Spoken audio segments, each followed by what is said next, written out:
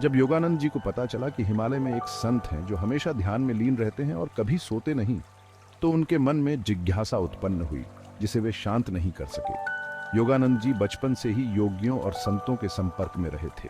संतों से मिलने की प्रबल इच्छा थी। कई बार वे स्वप्न में भी उन्हें आकर्षित करते थे। योगानंद जी की इच्छा शक्ति अद्भुत थी। वे थोड़े जिद्दी भी थे, इसलिए अक्सर लंबे और कठिन यात्राओं पर संतों से मिलने के लिए निकल जाते थे। लेकिन इस बार की यात्रा रोमांचक अनुभवों और शिक्षा से भरी हुई थी। योगानंद जी कहते हैं, मैं गुरु के आश्रम में केवल 6 महीने से रह रहा था, लेकिन मेरे भीतर एक असंतोष था। आश्रम की जिम्मेदारियों के बीच कॉलेज की पढ़ाई और ध्यान का अभ्यास करना मुश्किल था। जब भी मैं ध्यान में बैठता, मन में काम और पढ़ाई के विचार चलते रहते। मुझे लगा कि इस तरह मैं कभी भी गहन ध्यान की अवस्था प्राप्त नहीं कर पाऊंगा।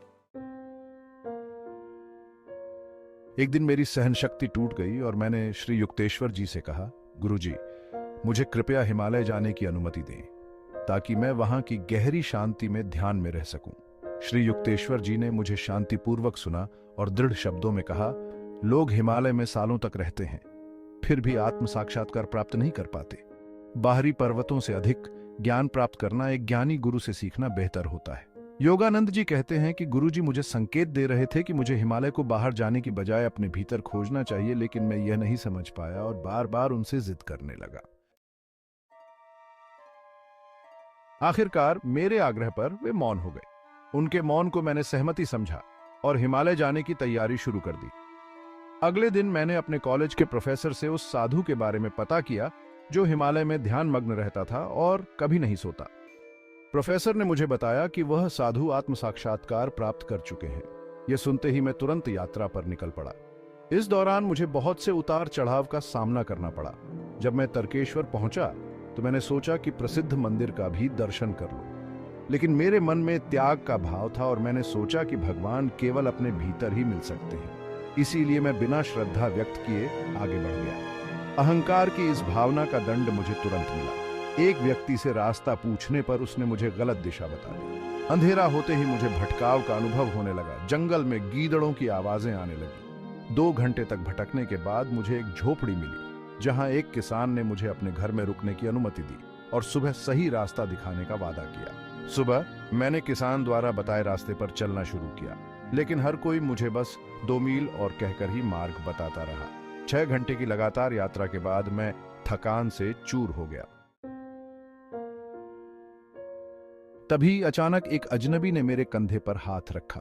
उसका चेहरा काला, काया पतली और कद छोटा था, लेकिन उसकी आंखों में एक तेजस्विता थी। उसने कहा, तुम्हारी जिद के कारण ही तुम यहाँ आए हो।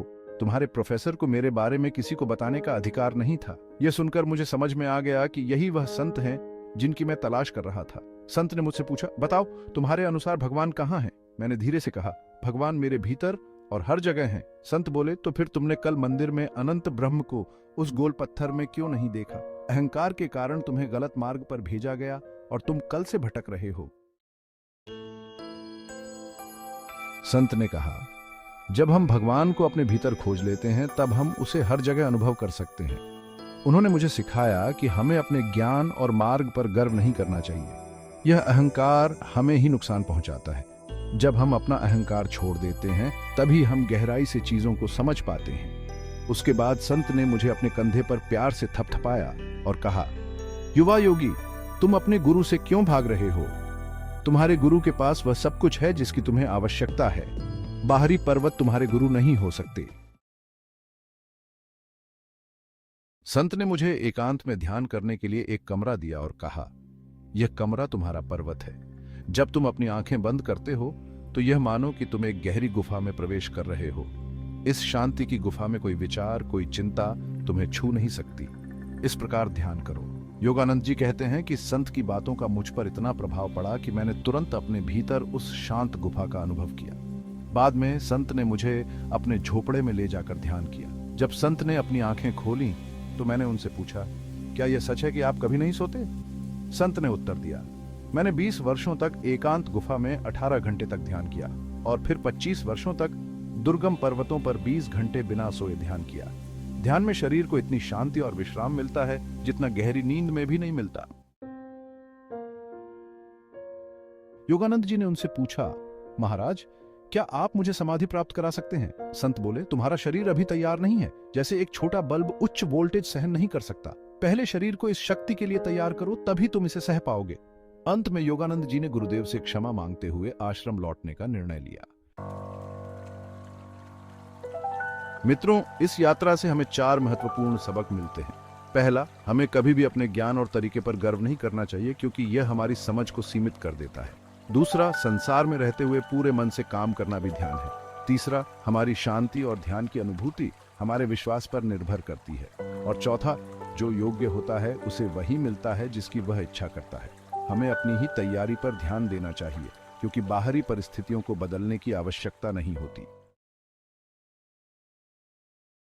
ध्यान कीजिए, हमारा मन ऐसा जिद्दी बच्चा है जो बार बार ऊधम मचाता है, लेकिन इसे केवल निरंतर अभ्यास से ही नियंत्रित किया जा सकता है। ध्यान रखें, संतुष्टि, धैर्य और निरंतरता ही सच्चे साधक के मार्ग हैं।